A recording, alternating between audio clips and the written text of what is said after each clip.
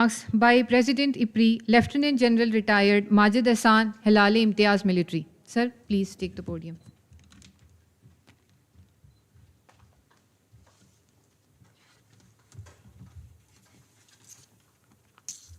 Bismillah ar-Rahman ar-Rahim.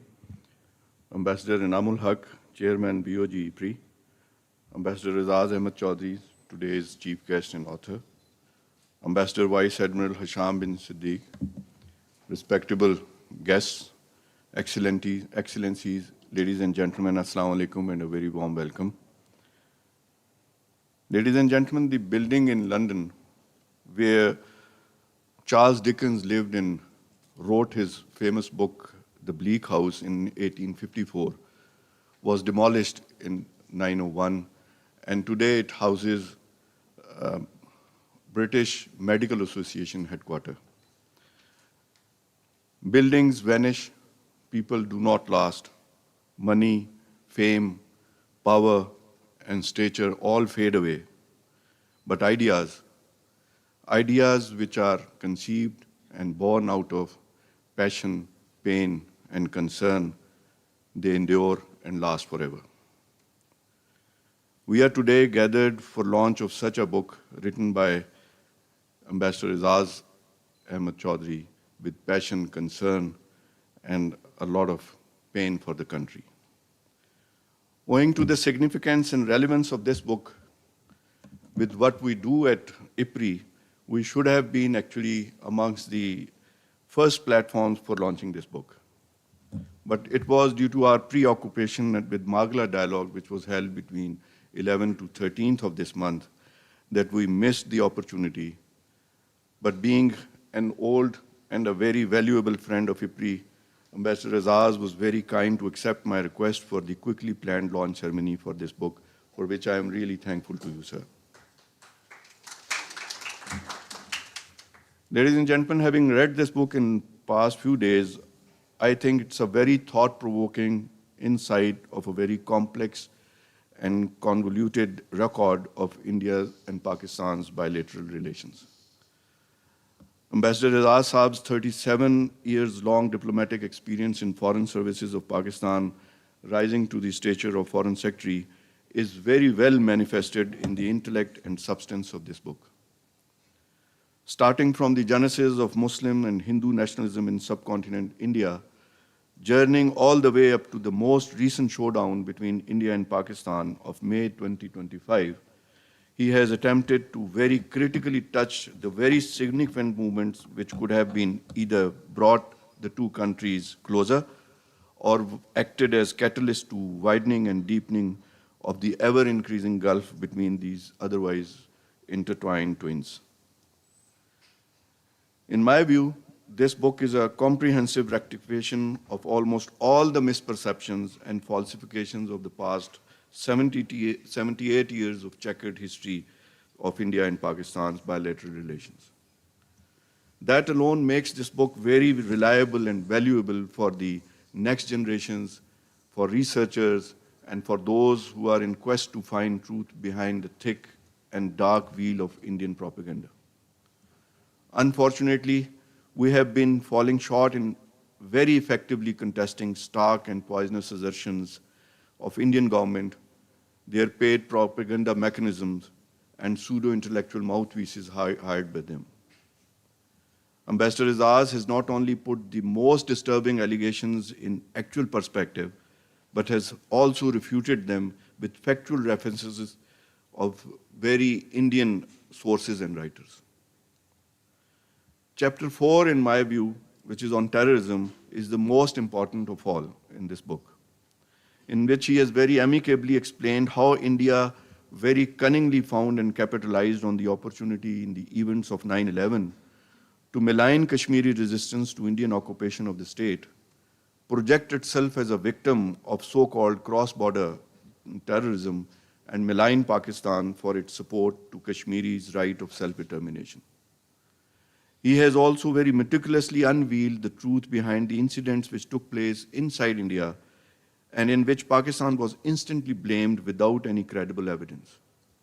Starting from the attacks on the state legislature assembly in Srinagar and on Indian Parliament building in New Delhi in October and December 2001, he has thoroughly examined all the incidents which took place in Indian illegally occupied Jammu and Kashmir and mainland in last 25 years and exposed the truth behind these falsified allegations on Pakistan.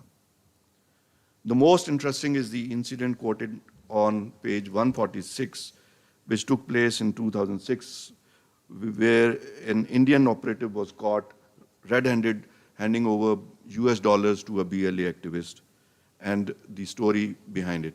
I would request Ambassador Azaz to cover the details during his talk. Now, without diving deep into further details of the book, one last aspect I want to particularly highlight for the young, agitated mind sitting here is that this is not only a must-read book, this is a must-keep book also, as it not only contains all the significant details of our own national history, but is also comprehensively and adequately, it provides enough references and details to confront and refute any false Indian allegations of the past incidents. In the end, I would like to thank Ambassador Azaz again for this book launch opportunity to IPRI and welcome you all for gracing this occasion. Looking forward for a very fruitful and deliberate discussion during the question-answer session. Thank you very much.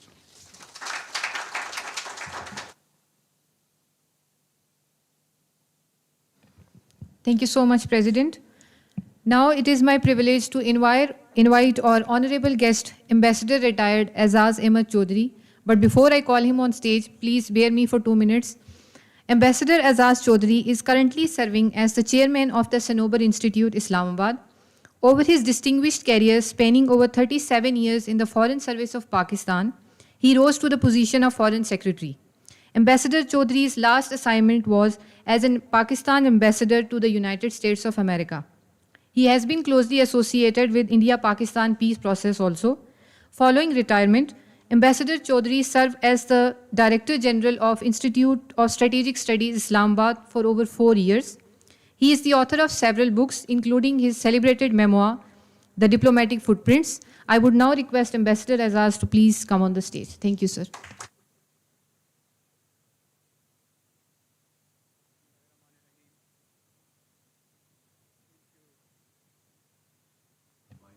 Thank you, General Majid Ehsan, for inviting me to IPRI. I do recognize that your institute was busy with Margla Dialogue, and I want to congratulate you on keeping this tradition alive because it's such a prestigious forum. This year I couldn't attend it because I was busy somewhere, but every year I do attend it, and I know that it's a great tradition that you have set in for IPRI, and all your colleagues deserve this commendation. But thank you very much for all the kind words that you said, and I'm really humbled. Ambassador Inam ul Haq, sir, thank you very much. You have honored with your presence this session, and for me and for many of our other colleagues, you are a living legend, and we are really always taking inspiration from you. Thank you so much for being here, sir. And same goes for Vice Admiral Khan Hasham. And we go back in time because we were together as teenagers studying in the same class. And he has, mashallah, risen to great heights and served our country very well. Thank you very much. Now, the book you already introduced, rightly. The primary motivation for me to write this book was an inquiry into the fact that despite 78 years of independent lives, these two countries have failed to find peaceful coexistence. So the obvious question that follows is that, is it because of the intractable disputes between the two countries, or is there a larger dynamic in play? So that was the central theme around which I started working. Like we all do for literature review, and this is a a team of researchers sitting behind the first row. We carry out literature review, and I gathered books from Indian authors, from Pakistani authors, British authors, and American authors. These are the mostly writers who have been writing on India-Pakistan relations. And my dining table was naturally filled. And I found that the pile of Pakistani authors was rather thin and small. And many of them ended up bashing Pakistan either at the behest of the publishers who want to sell their books, or for whatever reason, maybe they objectively felt that way. And when I read the Indian authors, they were unabashedly against Pakistan, and Indian and American and British authors were, of course, there was a mixed crowd. They would pick up one strand of Pakistani life or the other, and then also they were equally critical of India too. But I felt that Pakistani story was not being told. It's not that it's just Pakistani story that I ended up writing, but I thought that our perspective, at least the ones that we genuinely feel and believe and we have seen in practical life, must be told. So I started writing after reading all those books for a good about 6 months. And I discovered that there are at least 4 major reasons why these two countries have failed to coexist in peace and harmony. The first obvious reason is mutual mistrust.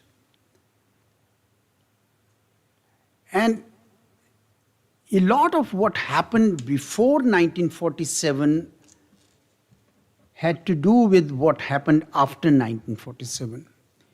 It, of course, started with mid-19th century, essentially after War of Independence, when the likes of Sir Syed Ahmad Khan felt that the British were consolidating their rule and would introduce majoritarian parliamentary system at some point in time. And that would place the Muslim minority in a permanently subservient position. And the fear was that when the British eventually leave, British Raj might be replaced by Hindu Raj. And that was not just the concern of Sir Syed Ahmad Khan, but it was shared by brilliant minds like Sayyid Amir Ali.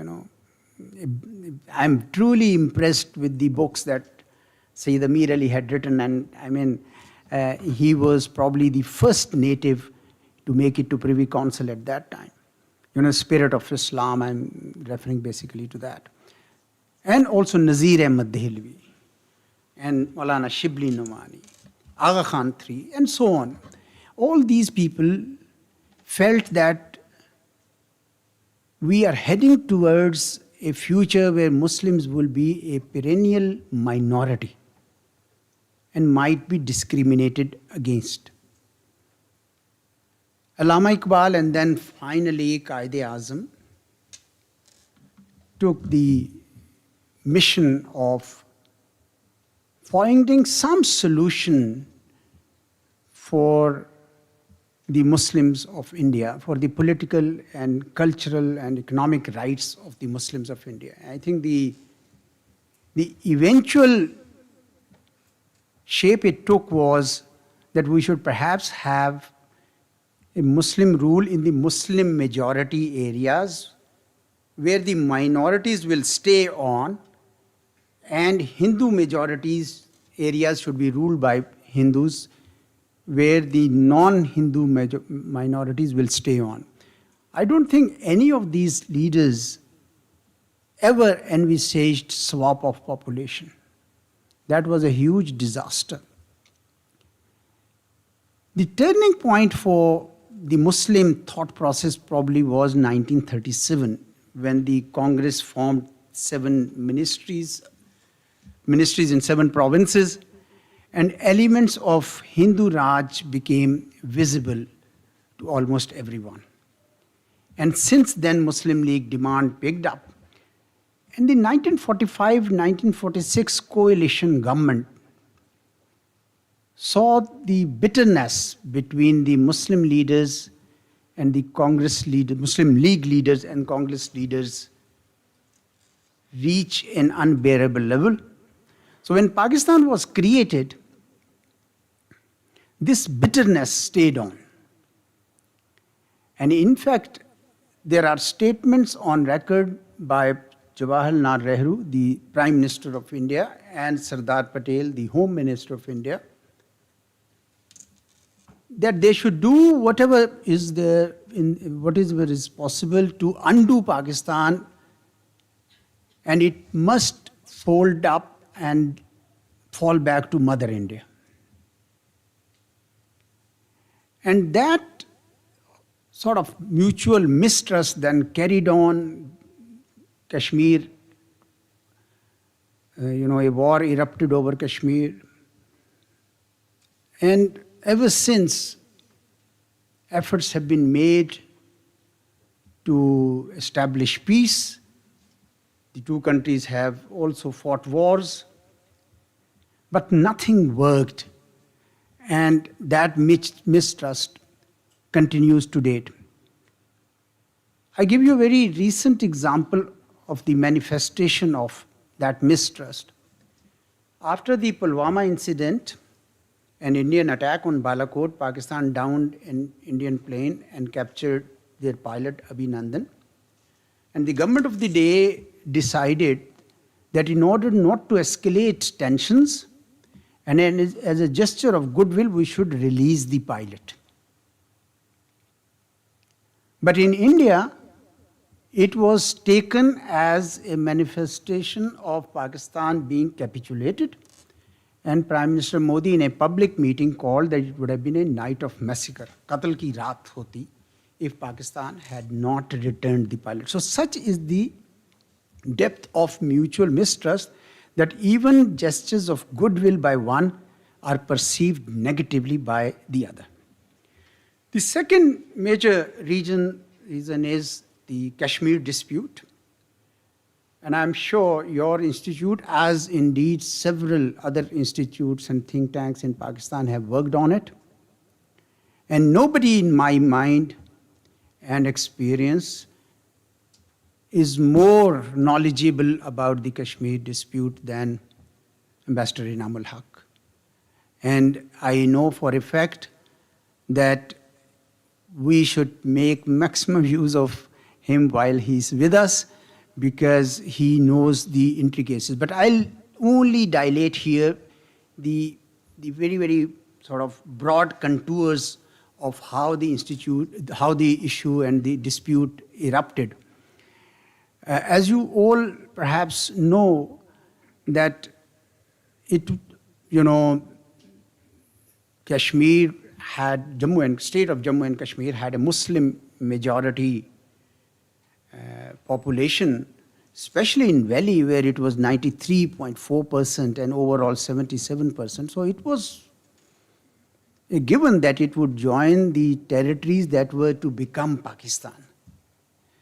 But the Maharaja Hari Singh had other thoughts, and he entered into standstill agreement with both governments.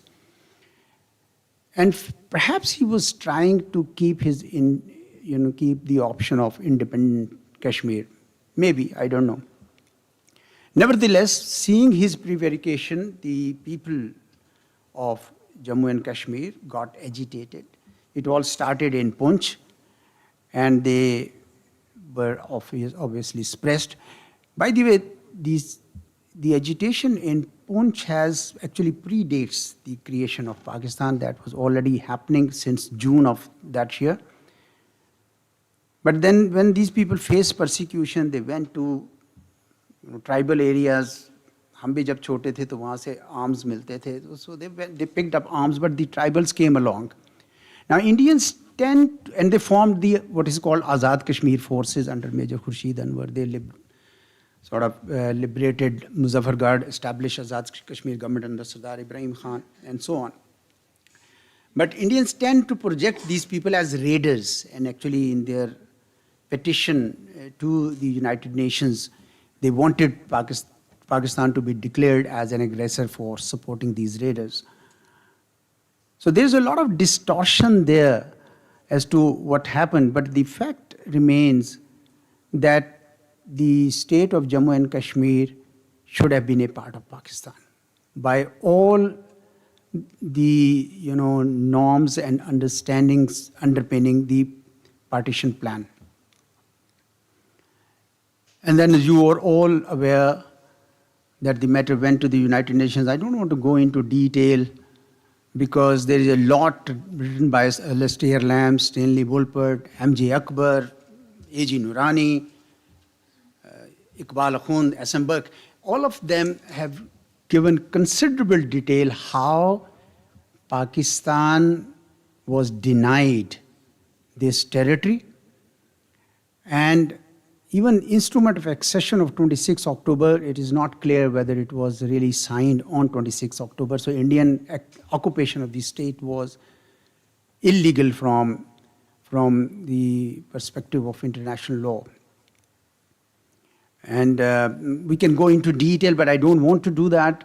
War was fought in 1948 and then in 1965, part of it in 1971 and also in 1999. And that dispute, which Pakistan has always categorized or mentioned as a core area of dispute between the two countries, remains unresolved. Every effort made bilaterally or multilaterally has somehow failed. We all remember very serious proposals made by General MacNaughton of Canada and Owen Dixon of Australia on behalf of the United Nations Commission for India and Pakistan. Nothing seemed to have worked. Even the compromise proposal of 4-point formula of 2007 did not work. And now Prime Minister Modi has taken it to a very, very different scale by abrogating the very statehood and turning even the pro-India Kashmiris against the very idea of Kashmir being part of India. The third reason, and General Majid Ehsan has mentioned that I have really worked hard on chapter 4 of my book, and I would encourage you to read chapter 4 if you can't read anything else. Said Shah Sahab is here. Said Shah, chapter 4 padhna hai aapne. So, and that chapter, because I have always been agitating that Indian propaganda since 9/11 of using terrorism to malign Pakistan has acquired such proportions that many of our own leaders and thought leaders have imbibed that. I'll give you an example. I was recently in Karachi and there was a very high profile panel. Somehow I got a seat in that. And a very, very well placed officer, retired officer, sat right in front. We all respected him. I don't want to give names. And when I mentioned the Parliament attack of December 2001, how the Supreme Court of India itself had found out after years of trial that they could not find evidence except circumstantial evidence, and that it was that they still decided to sentence Afzal Guru to hanging to satisfy the public conscience of society. Now these are quote unquote the words in that judgment.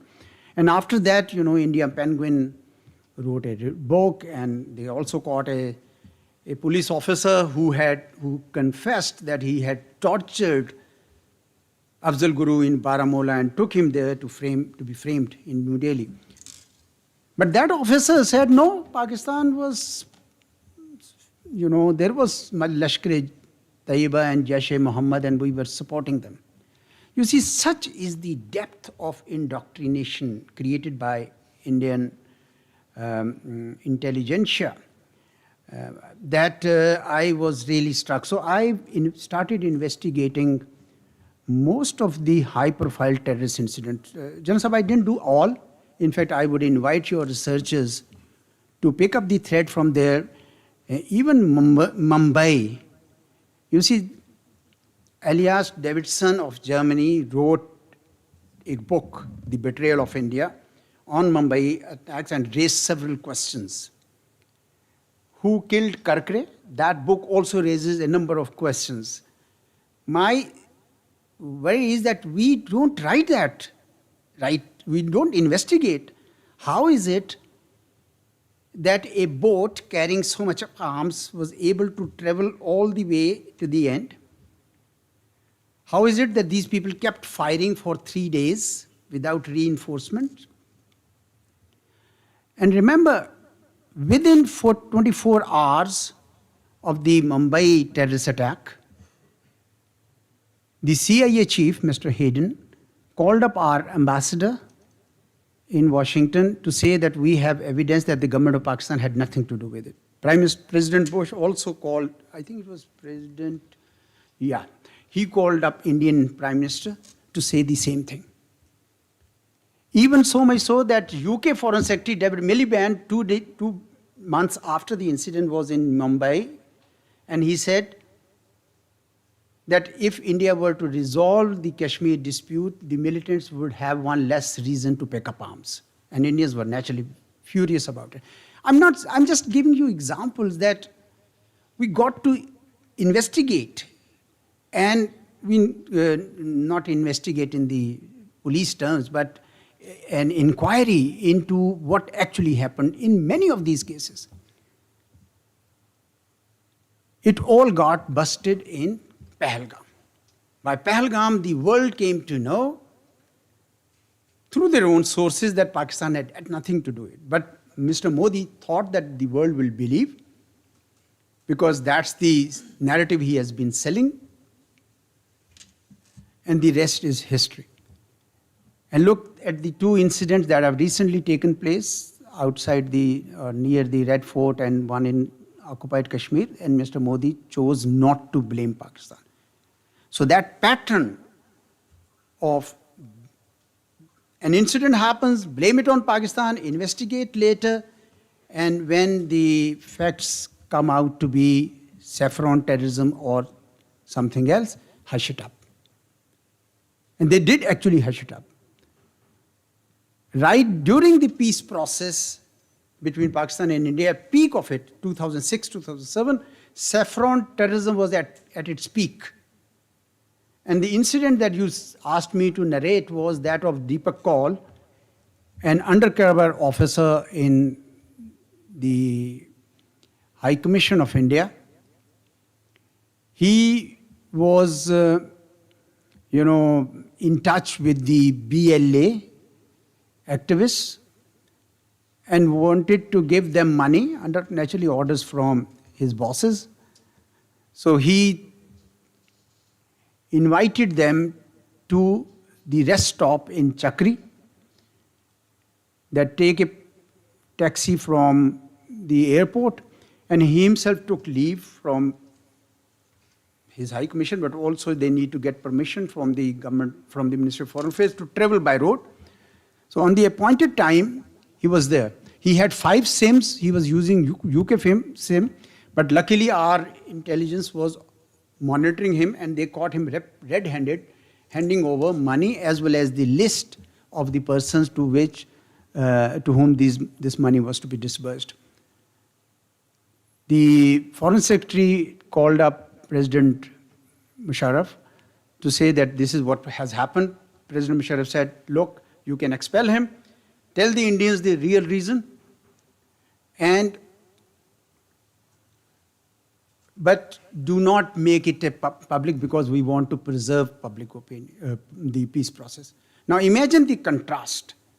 On the one hand, Pakistan wants to preserve peace process, knowing well what the Indian intelligence operators were doing, and the Indians were doing what they were doing. Now this incident, for example, is not available anywhere. So I met the 2 persons who were actually in knowledge of that, and I confirmed from both of them. One was the Deputy High Commissioner from India, and also the Director General of the Foreign Ministry who had summoned him. So most of my thoughts penned in this chapter are from Indian sources. In fact, I would say all of them are from Indian sources. I've refrained from using Pakistani sources in that chapter. There are several others. I know that saffron terrorism was at its peak at that time. I mean, who wouldn't know Swami Aseem Anand? Aapko to pata hoga Swami Aseem Anand. Nava Kumar Sarkar, who confessed to having placed bomb in the Samjhota Express and later in Makki Masjid, Hyderabad, in Dargah Ajmer Sharif in October, and even in Malegaon near Mumbai in 2008. And he also confessed that Lieutenant Colonel Purohit was the person who had supplied him the arms. And both were investigated by Hemant Karkare. And when Hemant Karkare actually proved that they were the responsible ones, then Mr. Modi, the chief minister of Gujarat at that time, he said that he's a Deshdrohi. He's a traitor. So nevertheless, they went behind bars. And in 2019, when Mr. Modi was prime minister, they were released honorably. Both of them are now out, despite having confessed that they were responsible for sort of mass killing of people. 68 people got killed in Samjhota Express, 43 of them Pakistanis. So this is the third reason, because if India continues to use terrorism to malign Pakistan, then of course there can't be peace. The fourth reason is India's quest for regional dominance. And this is again my view that on this, the Indian National Congress and BJP are on the same page. The desire to create a greater India, or a united India stretching from Afghanistan all the way to Myanmar has been manifested by that mural map in the new building of the Indian Parliament in 2023.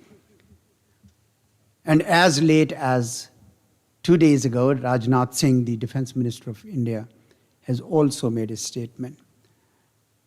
Now, we all know that Akhand Bharat never existed in history. The only time administrative unity was created was under the British, to an extent under Mughals, to an extent under Ashoka. But it is something that they are now using, maybe to unite their own vote bank, which is 70 to 80% Hindu vote. But in the process, countries like Pakistan, Bangladesh, even Nepal and others feel that their sovereignty and their territorial integrity is being assaulted. And that's why we formally had protested in 2023. Not only we, but the government of Bangladesh too had done that. Afghanistan strangely did not do that. I'm a bit surprised that they should have actually done that too. So these four reasons, mutual mistrust, India's unwillingness to resolve Kashmir dispute, the politicized use of terrorism to malign Pakistan, and India's quest for regional dominance have made peaceful coexistence a distant dream for. Now, but this is not all that the book represents. I do realize that there is a yearning in Pakistan, perhaps in certain segments of India too, for living in peace, for peaceful coexistence.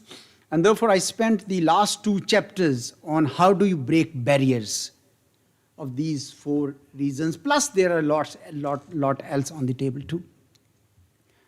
So I've gathered all the agreements that were signed, all the CBMs, even those negotiated but not concluded, and put them out there to serve as a foundation should there be a change of heart on the Indian side for living in peace with Pakistan. I know that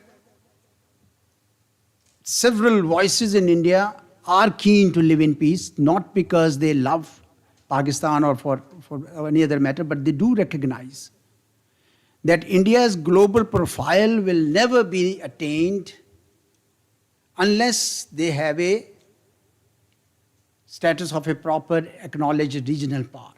I know it is a big country, by any dimension, but its regional power status has not yet been accepted. Although America wanted it to serve as a net security provider, but it hasn't really served as a net security provider. In fact, it has served as a net destabilizer of the region. So, but should there be a change of heart? And there could be. In the 2 years, I think, was it 1 year ago, the S.K. Lamba's book was launched posthumously, and all the former high commissioners of India to Pakistan were sitting in. They were all unanimous that there should be dialogue between the two countries. But Prime Minister Modi has disconnected from Pakistan for the last 9.5 years. You could say then that is it a completely one-sided book? No, it is not. I have honestly given Indian perspective on every issue. They have a perspective. They regard Kashmir as the integral part of. They genuinely believe that there are, people who don't feel good about India and things of this sort. I have given their perspective. In fact, I invited a large number of Indians to pose them questions, to give their inputs. Sadly, they did not, except for one, and that has been included because I wanted their perspective also to be placed on it. But at the end of the day, I'm a Pakistani diplomat, and I wanted to give the Pakistani side of this story at least on issues on which Indian propaganda has completely prevailed. So that's what it is. The book is before you. Do read it. And thank you, Majid Ehsan Sahib, for inviting me and allowing this sort of discussion to take place on this one. Thank you very much. God bless you.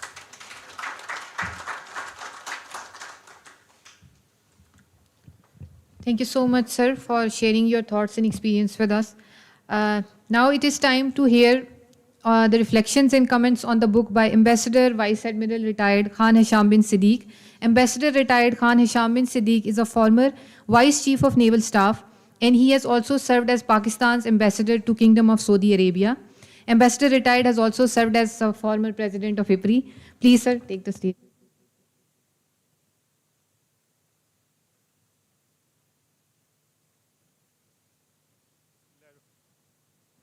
Bismillah ar-Rahman ar-Rahim. Honorable Ambassador Inam, Ambassador Azaz Chaudhry, General Majid, Brigadier Janjua, colleagues. I see one Air Force Air Marshal Ahmed Shahzad here. Ladies and gentlemen, Assalamu alaikum. What a great pleasure to be here back in IPRI. And despite some other commitment, I had to cancel that and come to IPRI and talk about a subject which is not only dear to everyone's heart in Pakistan, but also having been written by our dear friend Azaz Chaudhry, I think there was no choice. He mentioned that our association goes back to PF College Sargodha in 1971. We both set out to become fighter pilots. And I can only imagine if he had become a fighter pilot, what would have he done in the cockpit, perhaps write few things and throw along with the bomb. And his scholarly aptitude or his scholarly prowess was evident in even in his college days or school days in class 8, 9, 10, and 10th. He was always a bright student and a position holder in the board examination, and one of the luminaries of our class indeed. And mashallah, he actually held out to his promise of his younger years, and here he is as one of the most acclaimed foreign service officers, not only as a diplomat but also as a scholar, having written at least 2 books. And I'm amazed at his ability to churn out articles, attend seminars, and I think this is one of the most widely acclaimed books. This is like maybe 10th or 12th, about 10th or 12th book launch he is. Yeah, book launch, yes. Yeah, book, 2 dozens now. So congratulations and my commendations.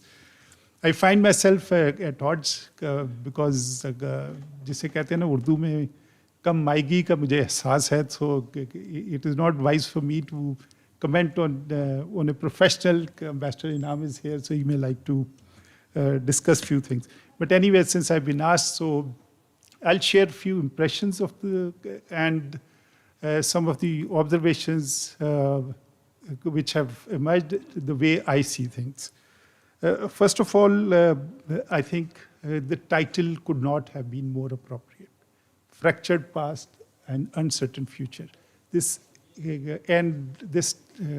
catchy title alone is sufficient for somebody to go through the book.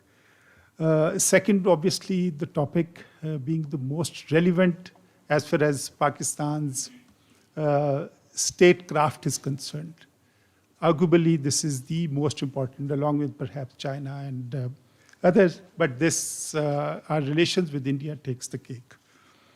And thankfully, he had time enough to make the book most current, and until I think June 2025, all the events, including the most important event of May 2025, where he has dedicated a chapter, the epoch moment in that.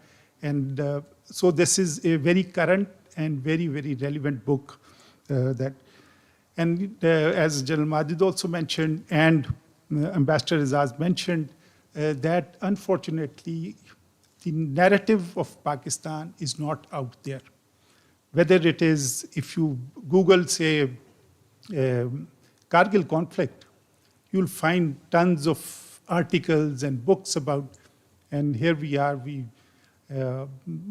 may only find Naseem Zahra and few other articles about Kargil. And same is the case with the most important issue that Pakistan confronts, that is the relation with India.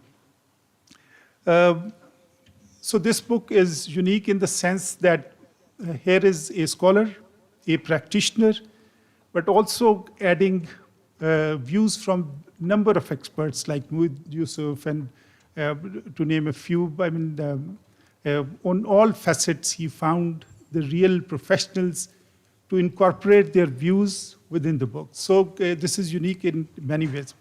What is also unique in the book is that at the end of each chapter, while he narrates and chronicles in a very exceptional manner all the events, but he concludes each chapter with a reflection on what has been said.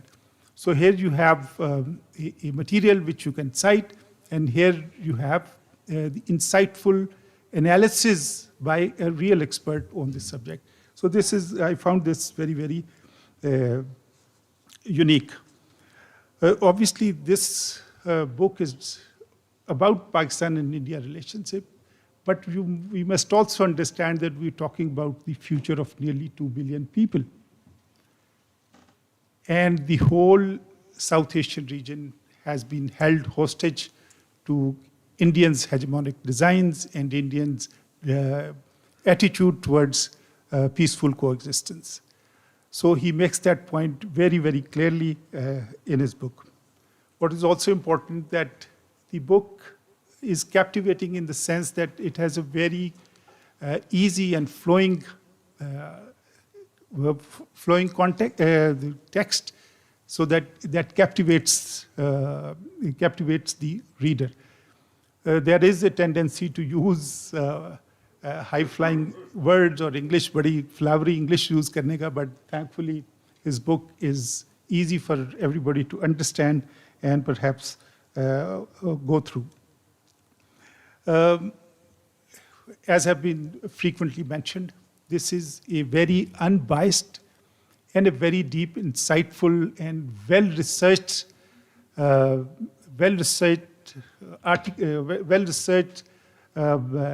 product that has been produced in this book.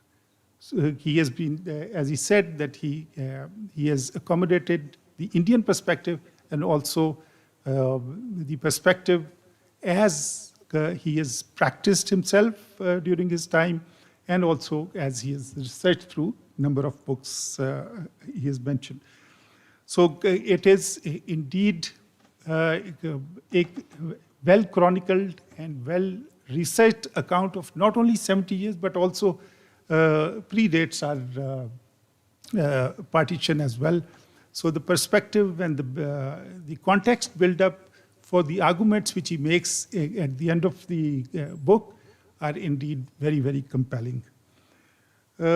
He also debunks many of the myths, and especially the Indian narrative he has also mentioned during his speech, Indian narrative, the politicization of cross-border terrorism. I'll come to that a little later as well.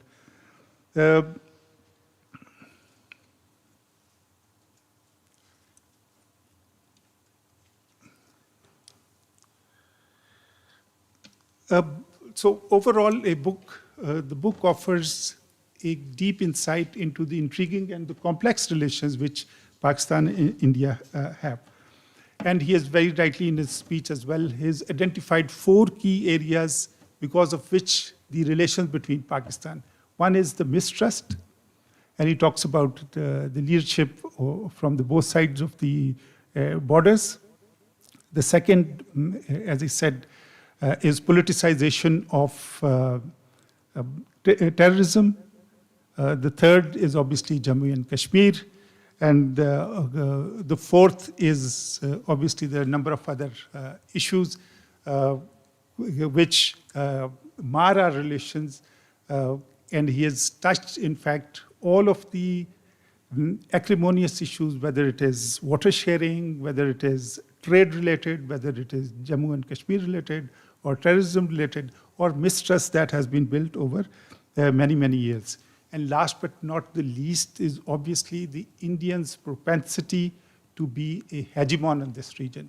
That is what is driving the Hindutva agenda, and also the Hindu nationalism that is widely embedded in every single Hindu that lives in India. So these are the 4 critical issues which he has dealt and express his opinion about it. And I think this book is not only for researchers, but also for the students and for the posterity, for people to read and relive some of the accurate accounts of the things that have marred the relations between Pakistan and India.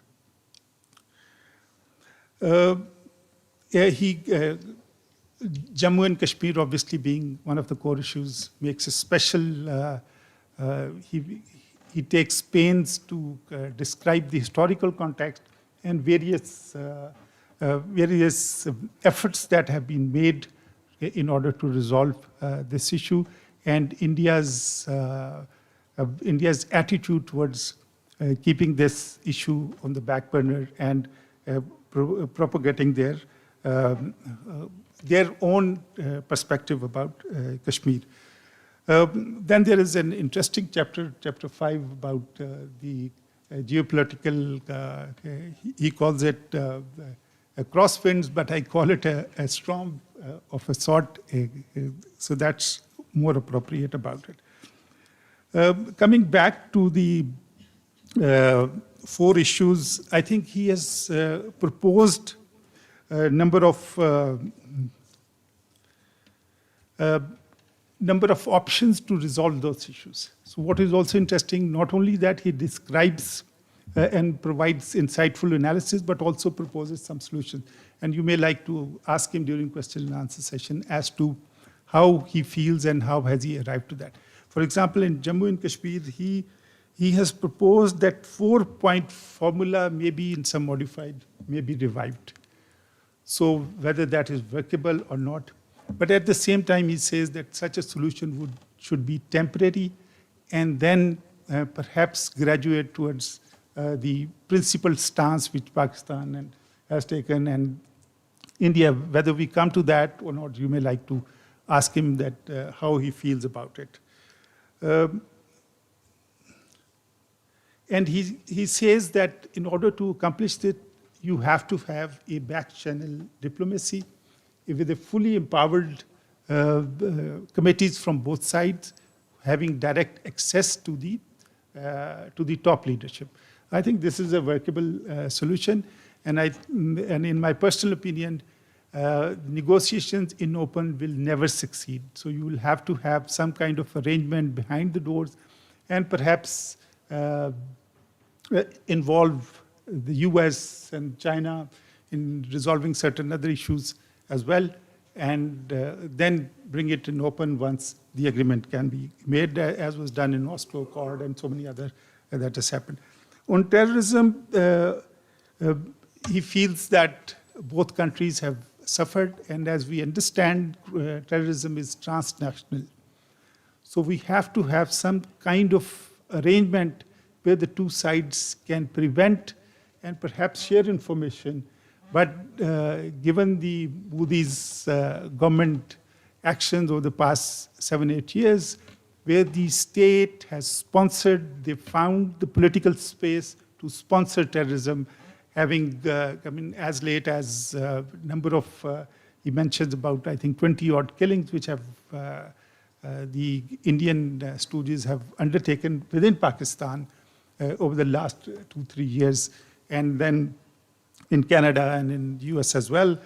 So I think whether will we ever come to talk about seriously about addressing terrorism, I'm not too sure. Secondly, then he says that once these two issues are solved, we could graduate to solving other issues like Sir Creek and Sechin, where he gives an elaborate account of what has happened so far and how can we move forward on the subject. Another subject that relates to strategic stability. So he has mentioned about that, and he's written about that, and he proposes that we must continue to have CBMs related to strategic stability, especially in the backdrop of advancement in technologies.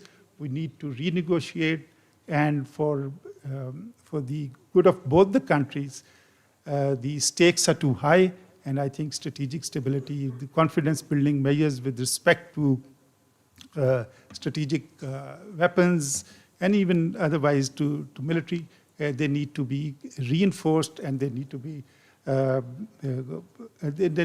taken seriously. What you may also know that he's also involved in track 2 diplomacy, and I'm sure he can continue this, pursue this, these recommendations in his actual talks. And having been in the service myself, I think the CBMs agreed between whether they relate to maritime field or air or prior information of missile launches have worked well. And we have come across Indian ships, bar one incident in Gulf of Aden. Rest of both the sides have more or less followed what has been agreed in the CBM. So there is merit in following the CBMs.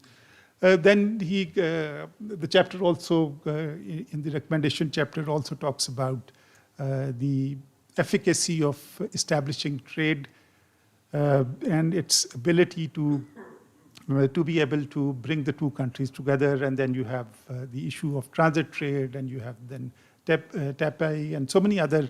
So the East-West connectivity and as indeed trade could be one of the factors which could bring the two nations to a peaceful existence. He has mentioned a number of things, but obviously with the abrogation of Indus Water, unilateral abrogation or suspension of Indus Water Treaty, he's given a historical account and also recommended that for the destiny of both the nations, I think the waters need to be shared, as was enshrined in the 1961 Accord.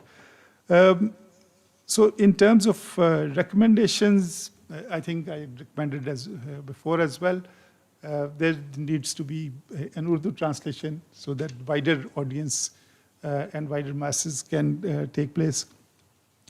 There are a couple of other areas which IPRI would like to take on. He's just suggested one. I think role of militarization of the two countries. How has that abetted peace, or is it so? Is there a space for where the two sides can agree on some kind of arms limitation agreement or so? So I think that will be interesting as to what has been the role of militarization, and also the military leadership of the both sides. That will be an interesting. Then I think the China factor and the US factor in the backdrop of Trump's recent overtures, and how can the two countries can be leveraged to bring peace between Pakistan, although he has elaborately mentioned what has been the role of these two countries, and I think so there's an avenue on that. Perhaps in order to make the arguments more compelling, the terrorism chapter could be expanded with more statistical data. Perhaps when you think of second edition, you may like to add to that. What is also evident that despite that widely held belief, including myself, that there is no hope in the near future as long as this fascist government in India remains of any peaceful coexistence. So we'll continue to suffer at the hands of the leadership which does not want peace at all. But he, being an optimist and a diplomat, I'll just read out what is the crux of his recommendation. That is, the road to peace is long and uneven, but it is not closed.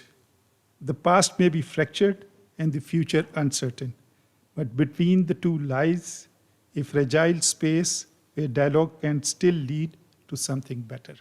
So like a perpetual optimist, so I conclude on that. So thank you very much, and many, many congratulations from my side on an exceptionally well-written book. Thank you so much. Thank you for your invitation as well, sir. Thank you.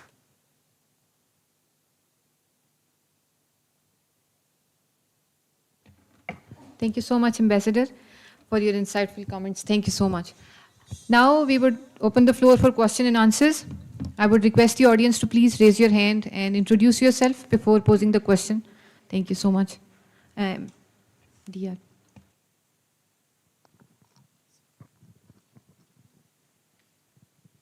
Thank you very much, sir. A very illuminating illustration of what you put in your book. I wish we had more time. Because of Juma, we are rushed for time. I think the piece de resistance of your book was the realization that we haven't written so much, and whatever we have written, I think we have been a bit apologetic. But having said that, should we not highlight the right facts to be more credible? You mentioned uprising in Poonch and the tribal linkage, but if we go into the historical record and truth, some unpalatable truths might surface, but it should be a function of our intellectual ability to put together those pieces and package the truth in a manner that is palatable. If somebody accuses us of tribal incursion, we should be able to tell them that it was Maharaja Kapurthala's forces which landed in Kashmir first. And it is our inability to put together the historical pieces in a manner that is acceptable. My question is, sir, that there's a theory of Crankshaw that says that when a society gets radicalized itself, then those catalysts and the leaders who are leading it on that path, they don't have to do much. And the society itself does the rest. A Pew research has recently shown that 85% of the Indians have internalized that toxic narrative of RSS. Now, under these conditions, I know you're going for track 2 and all. Is there any hope? And you yourself said that there's a bipartisan consensus, Congress and BJP both, about keeping Pakistan at loggerheads. So how do you see this internal radicalization? The society itself is getting radicalized because of the consistent message. Perhaps it's a consequence of psychological trauma embedded in collective Hindu psyche.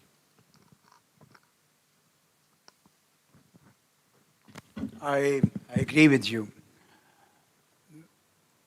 हमें नज़र आ रहा है वहाँ पे कि जो centre में बैठे होते थे पॉलिटिकल स्पेक्ट्रम के, वो भी फार राइट पे चले गए. बहुत सारे ऐसे जर्नलिस्ट हैं. अब मैं सारी ज़िंदगी बरखा दत्त साहिबा को सुनता रहा था, लेकिन अभी मैं आई कांट इवन बिलीव कि ये वही बरखा दत्त साहिबा हैं जो यहाँ पे अक्सर आया करती थी और अब वो दूसरी ज़बान बोलती हैं. इसी तरीके से जिन ट्रैक 2s में मैं जाता हूँ, अभी फिर जा रहा हूँ, तो जब मैं उनको बोलता हूँ तो उनके इवन जो डिप्लोमेट्स के जो टॉकिंग पॉइंट्स हैं वो रेडिकली चेंज हो गए. पहले क्या होते थे डिप्लोमेट्स, अब सारी ज़िंदगी हम मिलते रहे हैं उनको.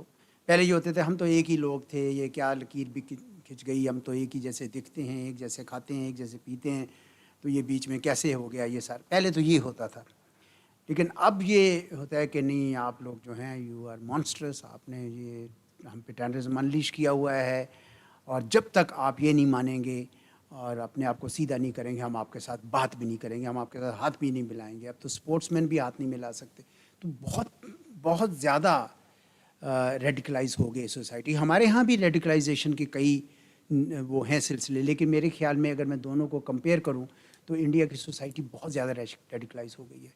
सो मच सो कि पाकिस्तान अगर लेट से आज भी इंडियन को यहाँ पे आ जाता है तो हम उसको बड़े सिविलाइज तरीके से मिलते हैं. आम लोग, अनारकली चला जाता है तो वो बानो बाज़ार में भी उसको वेलकम कर रहे हैं और सारा कुछ हो रहा है. लेकिन आप अगर पाकिस्तानी चला जाए तो रिस्क है कि तिक्का बोटी ना कर दें आपकी. वो सोसाइटी रेडिकलाइज हो गई है. वो हमें अब और जाविये से देखने लग गए हैं.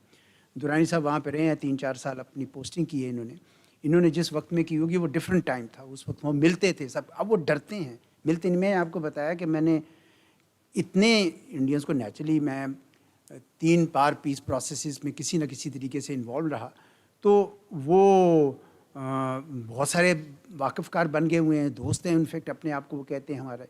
लेकिन वो नहीं देते थे सिवाय प्रवीण साहनी के, जिनके अंदर ये जुर्रत है कि वो यहाँ आपके मार्गला डायलॉग में भी आ जाते हैं और वो कह देते हैं जो कहना चाहते हैं. अब कोई नहीं कहता है, अब सब डरते हैं उस मामले में. और इस वजह से मुझे अब कोई उसमें बैलेंस नज़र नहीं आ रहा. अब लास्ट टाइम जब हम ट्रैक 2 में बात कर रहे थे तो एक उन्होंने कोई स्टेटमेंट निकाली कि ये हम इसको तो लेकिन उसको सिर्फ और सिर्फ सेंटर टेररिज्म पे रखा हुआ था. तो मैंने उसमें जब प्रपोजल किया ना कि भाई दोनों both side should refrain from using terrorism, ऐसे उन्होंने कहा there is no moral equivalence between Pakistan and India. तो वो आप यहाँ पे 2020 से 2023 तक 20 relatives from both India and Pakistan, और हमारे अपने लोगों की प्रेस कॉन्फ्रेंस है फॉरेन सेक्रेटरी की ऑन 1 जनवरी 2024 की, कि किस तरह उन्होंने पूरी डिटेल दी कि किस तरह से वो बंदों ने यूज़ किया एक थर्ड कंट्री, वहाँ से वो बंदे हायर करते थे. और उन्होंने ज़्यादा 2 के केसेस दिए, मोहम्मद रियाज का और एक शाहिद लतीफ़ का, लेकिन एक पूरा नेटवर्क बना दिया टारगेट असैसिनेशन का, similar to what happened in Canada and could have happened in the US. इसके अलावा स्पाइंग का भी पूरा है. आपको याद है कि हम तो बोलते नहीं है ना, spy nest of spice discover किया था ऑस्ट्रेलिया ने, उनकी जो सिक्योरिटी ऑर्गेनाइजेशन ने. और उसके बाद उनकी अगर आप वो स्टेटमेंट्स पढ़ें जो उनका हेड था जिस किस्म की, तो मैंने इसके अंदर लिखी हैं, इसीलिए लिखी ताकि हम भूल जाते हैं इसको. कतर ने 8 नेवी के एक्स नेवी के ऑफिसर सिर्फ इस पे कहा कि आप इजराइल के स्पाइंग कर रहे थे. तो वो उन्होंने पूरी सोसाइटी को इस रास्ते पे लगा दिया है. और मेरा ये ख्याल है कि उनका ये गलत फहमी है कि उससे उनका कोई कद ऊंचा हो रहा है. नहीं हो रहा उनका.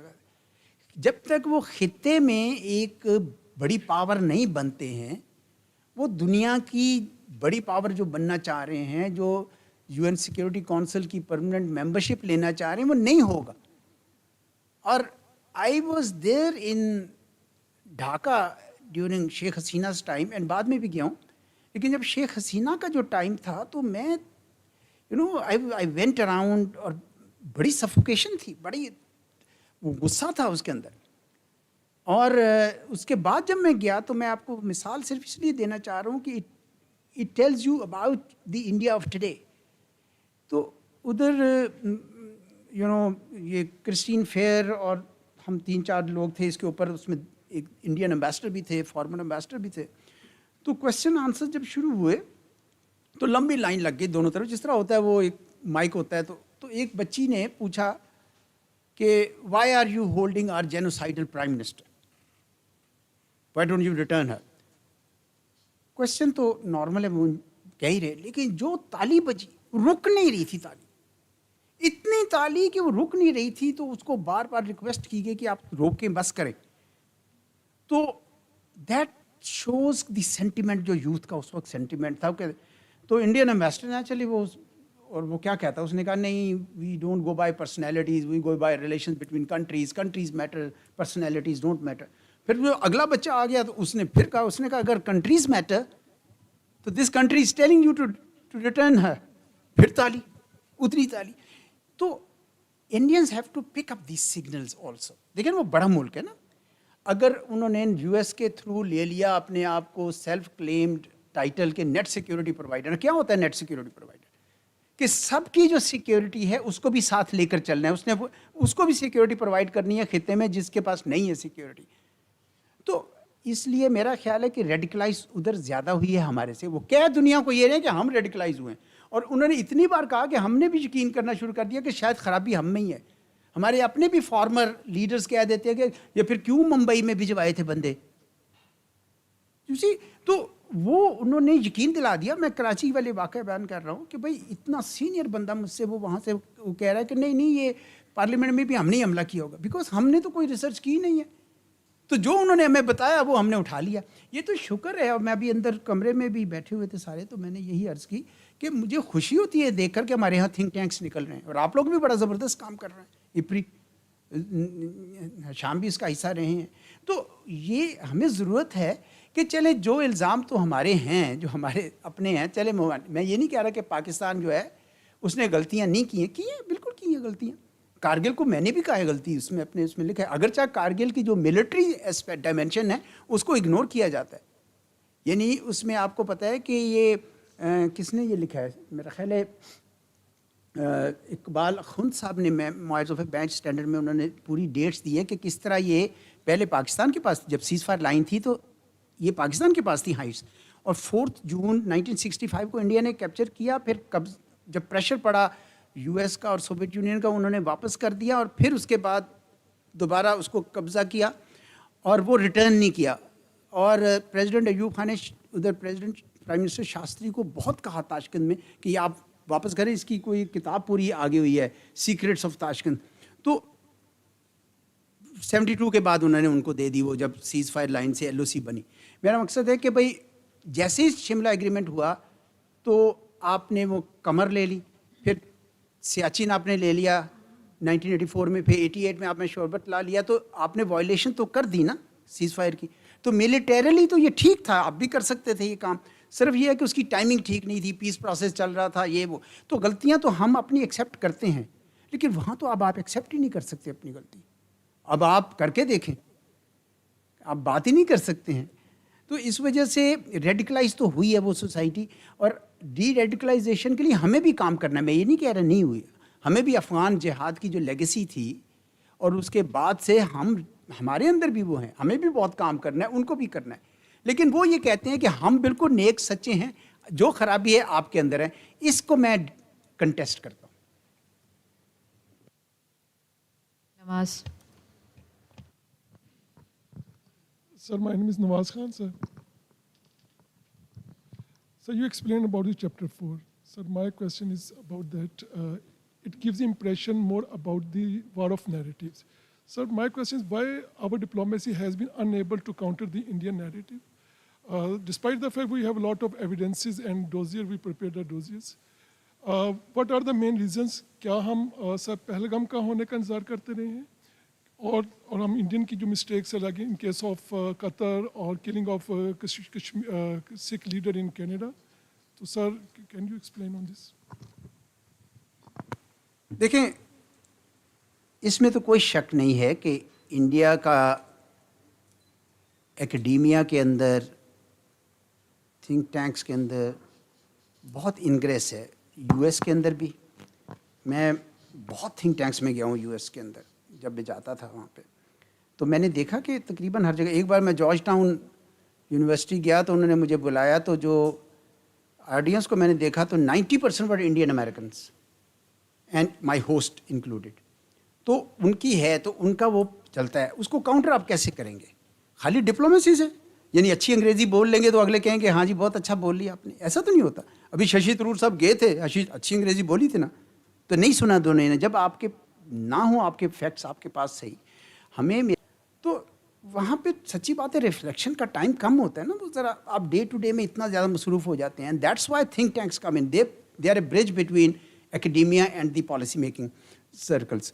तो हमने वो काम किया नहीं है, जो बस उन्होंने हमें फीड कर दिया। तो मेरा ख्याल है ये डिप्लोमेसी की फेलियर कम है, ये हमारी कलेक्टिव फेलियर है कि हमने उनको चैलेंज नहीं किया। हमने लेकिन जब आप खड़े हुए, जबकि हम परमिट्स दिया करते थे वहाँ पे एक्सपेडिशंस के, जबकि हम परमिट्स दिया करते थे वहाँ पे एक्सपेडिशंस के उससे पहले, तो वो उसका कोई वो नई बात होती है। तो should we really research on that? 1989 में उन्होंने बाकायदा मान लिया, राजीव गांधी और उसकी बेनज़ीर भुट्टो साहिबा की मीटिंग में। उसके बाद उनके 1992 के डिफेंस सेक्रेटरीज ने भी मान लिया था। बाद में they had a cold feet on this, यानी खुद कब्जा भी किया और अब वो छोड़ना भी नहीं चाहते उस कब्जे को। तो पाकिस्तान तो मेरे ख्याल में फ्लेक्सिबल होता रहता है। इवन सियाचिन के ऊपर भी हम फ्लेक्सिबल हुए।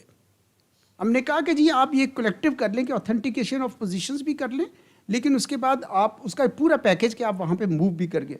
वो नहीं मानते थे ना, उसको भी नहीं मानते थे। वो कहते थे नहीं, पहले आप सिर्फ ऑथेंटिकेट करेंगे प्रेजेंट पोजीशन, उसके बाद हम डीमिलिटराइज का करेंगे। बीच मीन्स कि आप हमारी ऑक्यूपेशन को जस्टिफाई कर लें या रिकग्नाइज कर लें या लेजिटिमाइज कर लें। तो हमें मेरे ख्याल में इसके ऊपर काफ़ी काम करना है। मुझे खुशी है कि आपने उधर भी एक कैबिनेट बनाई हुई है, कश्मीर के ऊपर भी। कश्मीर के ऊपर भी नेचुरली काम करना है, पर मेरे ख्याल में ज़्यादा काम अब टेररिज्म पे करना है। कश्मीर पे तो फिर भी काफ़ी कुछ लिखा जा सकता है। और लेकिन जो टेररिज्म वाला एरिया है, जिस पे पिछली 2.5 दहाइयों में, I mean India was very clever in timing it with 9/11। December 2001, 3 months after 9/11 वो वाकया हो जाता है। मुझे नहीं पता किसने किया और कैसे किया, लेकिन मैं तो सुप्रीम कोर्ट की जजमेंट आपको बता रहा हूँ कि उनको एविडेंस उसकी नहीं मिली है, उनकी इंडिया की सुप्रीम कोर्ट की। तो वो उन्होंने ये they teamed up with with the West to project that, look, you are a victim of what President Bush used to call radical Islam, and we are a victim of Pakistan-based terrorism or Pakistan-sponsored terrorism. ये चल गया बहुत। लेकिन जो है हम पूरा attack on Indian parliament, और अरुंधति राय ने उसका वो लिखा, इंट्रोडक्शन लिखा, उसके अंदर एक चैप्टर कंट्रीब्यूट किया। हम क्यों नहीं कर सकते ये चीज़ें? तो आई बिलीव कि खाली डिप्लोमेसी के फेलियर नहीं है, ये हम सबका कलेक्टिव फेलियर है। आपको हम सबको ये करना है। और जो वहाँ पे बैठे होते हैं ना पॉलिसी मेकर्स, उनको टॉकिंग पॉइंट्स चाहिए। कहाँ से आएंगे टॉकिंग पॉइंट्स? आप और मैं देंगे, बैठ के रिसर्च करके देंगे उनको टॉकिंग पॉइंट्स कि हाँ जी ये यूँ है, ये फैक्ट्स यूँ इस तरीके से थे। That's my take. Sorry, due to the paucity of time, we'll take the last question. Please, Sir Saeed.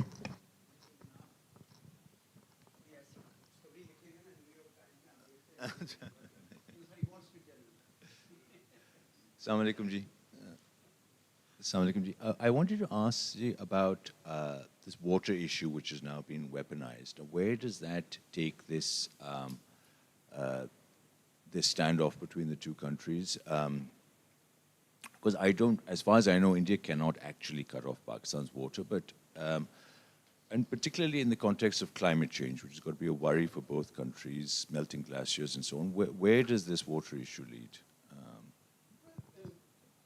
One thing is that it has not been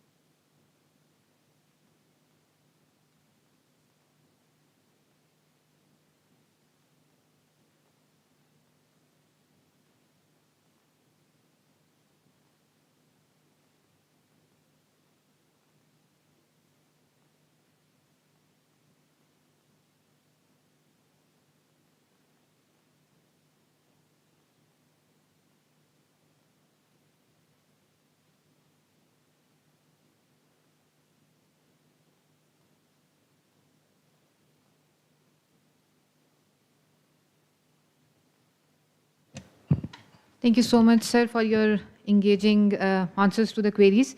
Now, at the end, I would request Honorable Ambassador Enamul Haq, Chairman BOG IPRI, and as Ambassador Azaz said, a treasure trove of knowledge on this issue. Sir, please take to the podium.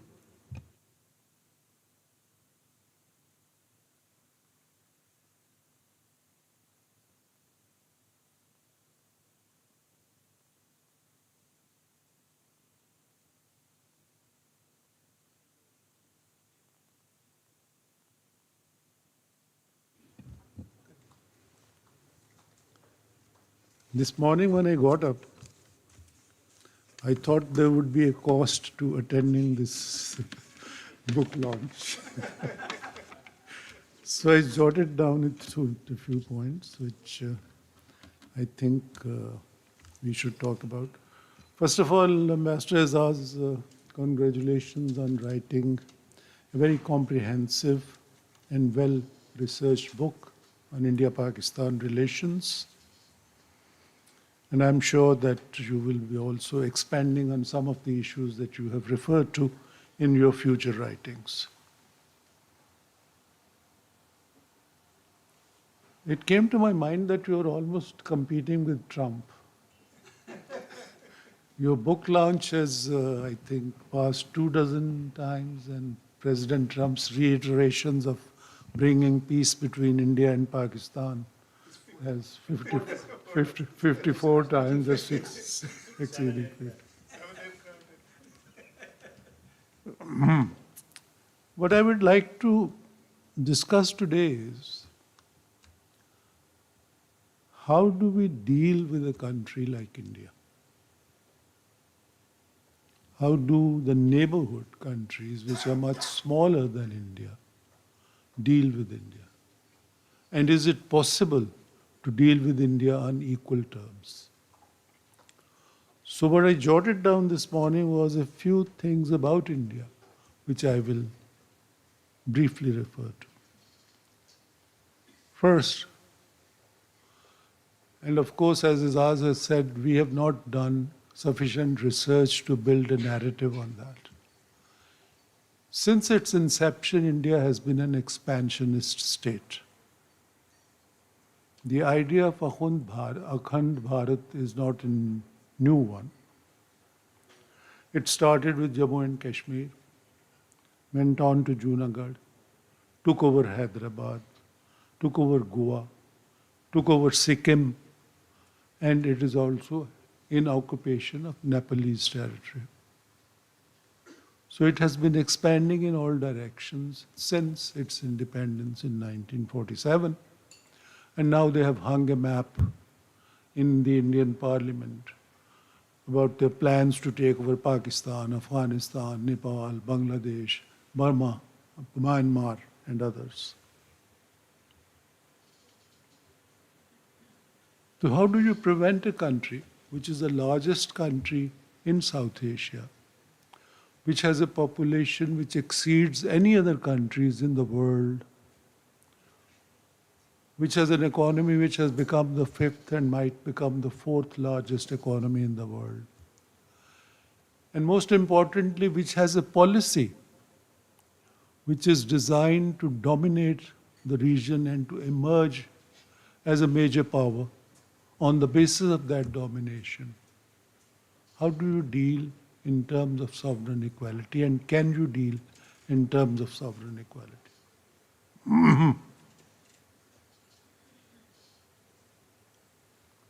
Second issue which has been discussed here, how do you deal with a state which itself sponsors terrorism but accuses others of terrorist activities? We know, for example, that India was partially responsible for the LTTE terrorism in Sri Lanka. In Jammu and Kashmir, their occupation and the suppression and repression of the Kashmiri people, to my mind, is akin to terrorism. They do false flag actions and then accuse Pakistan of those. I will refer to only a few. And this started before 9/11, incidentally. It started in 1995 with the Farhan incident when 5 foreigners were killed in Jammu and Kashmir, and Pakistan was accused of that. Then in the year 2000, when President Clinton was visiting India, Chitty Singhpura happened and about 37 Sikhs were killed, and Pakistan was accused of that. And then more recently, since 2016, there was Uri, there was Pulwama, there was Pahalgam. And now we learn that India has not only been exporting terrorism against Pakistan, it has reached into other countries also. In Canada, they assassinated a Sikh leader. In the United States, they tried to kill one. In the United Kingdom, 3 or more people have been killed. And in Pakistan, as Azaz said, more than 20 Kashmiri leaders and Pakistanis have been killed through terrorist attacks. But Indian narrative is that India is a peace-loving country, and it is Pakistan which spreads terror. And our failure is that we have not been able to build a narrative, a counter-narrative, through sufficient research to convince the world. Our approach has been spasmodic. Something happens, we react to it, and then we forget it. We do not build on it. And therefore, the previous issues are forgotten and new issues are brought up. And I think it has to be, as Azaz said, a collective effort.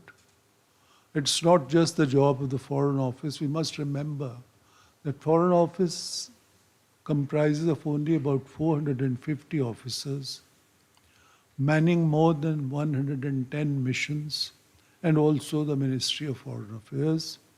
And they do not really have the time to do research. They're not researchers. Just as in England, there is a tradition that there are solicitors and barristers. Let us think in terms of the Foreign Office as our barristers. They will present the case, but the research has to be done at home by research institutions and think tanks. And let me admit that our think tanks have not been able to produce research which is of a quality which can be presented strongly abroad. And that is something we must address. What does one do with a country which is a nuclear state and keeps threatening another nuclear state with the occupation of territory or with attacks on its territory, as Mr. Rajnath Singh has been doing recently? First, in the context of Sir Creek, he said Sir Creek will lead us to Karachi, and then recently he said that civilizational links with Sindh are such that Sindh will automatically fall into India someday. A nuclear weapon state having ambitions of attacking and occupying another nuclear weapon state is, to my mind, the most foolish policy that any state can follow today. If there is a nuclear holocaust in this region, the entire world will be impacted. The nuclear fallout does not see whether it is Pakistan or India. It spreads all over. The nuclear winter will not be limited to either Pakistan or India. It will be spreading all over the world. And therefore, the world should sit up and take notice of these threats by a nuclear weapon state against another nuclear weapon state. And finally, the internal radicalization in India. Unfortunately, it seems to be taking a deeper root, because within India, there are very few voices, sane voices, which can take the Indian leadership to task without consequences. And as Izaz said, even the journalists who are either centrist have become extreme right of center. And the kind of television that we watch in India can only be seen in movies. But unfortunately, in India, we see it every evening. Converting the minds of people towards a visceral hatred for a neighbor. Demanding that that neighbor should be eliminated. Threatening that neighbor, a nuclear weapon state can be, believing that a nuclear weapon state can be eliminated without consequences. And finally, making an effort to deny that neighbor water,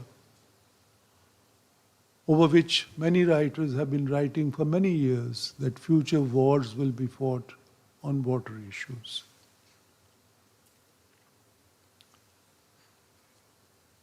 The holding of the Indus Water Treaties in abeyance is a threat to Pakistan's existence.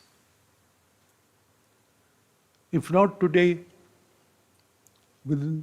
if India tries to divert the waters of the Indus Water Treaty, which are Pakistan's share, at any stage, I think it should be very clear that Pakistan's very existence will be threatened. The life and livelihood of 250 million people will be at stake.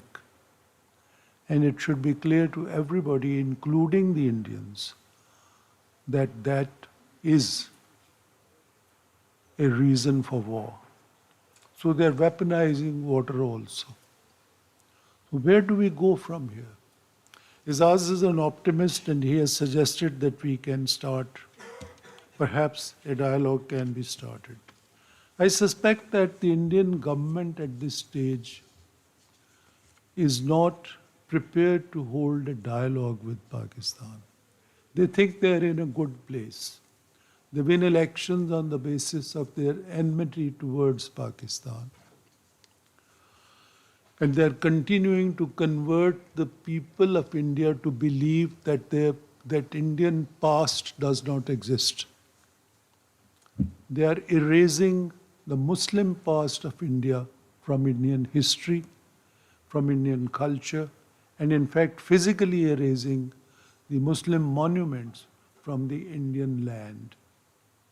And if that continues, unfortunately, it's very difficult to see a way ahead, despite our best efforts, to restart negotiations with India on issues of concern to both countries.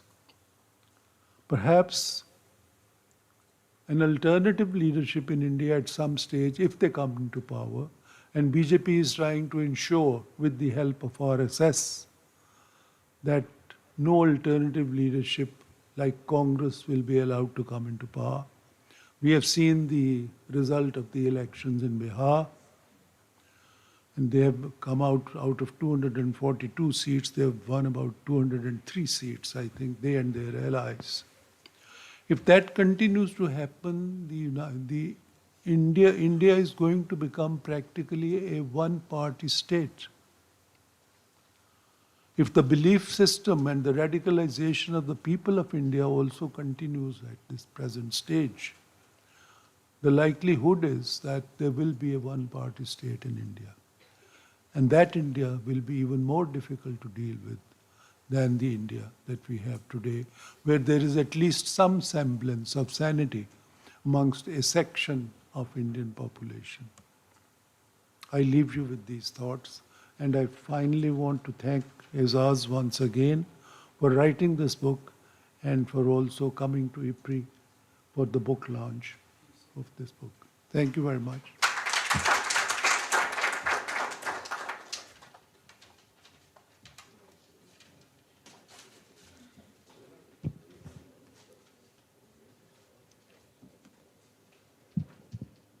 Thank you so much, sir. Now it is time for the official book launch. I would request President IPRI, Lieutenant General Retired, Majid Ehsan Halale Imtiaz Military, Ambassador Inamul Haq, if you could please join us on stage. Director Research and Analysis, Brigadier Dr. Rashid Wali Janjua, and Ambassador Asif Durrani, please.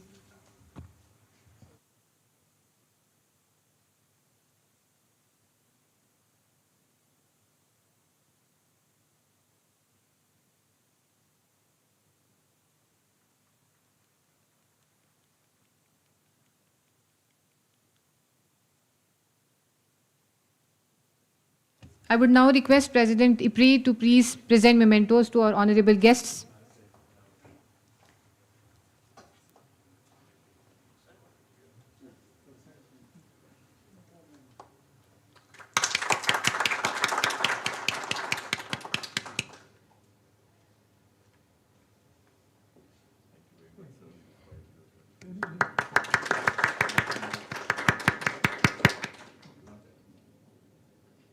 Ladies and gentlemen, this brings us to the conclusion of today's proceedings. Thank you all for joining us today. I would now request you to please join us for refreshments on my left.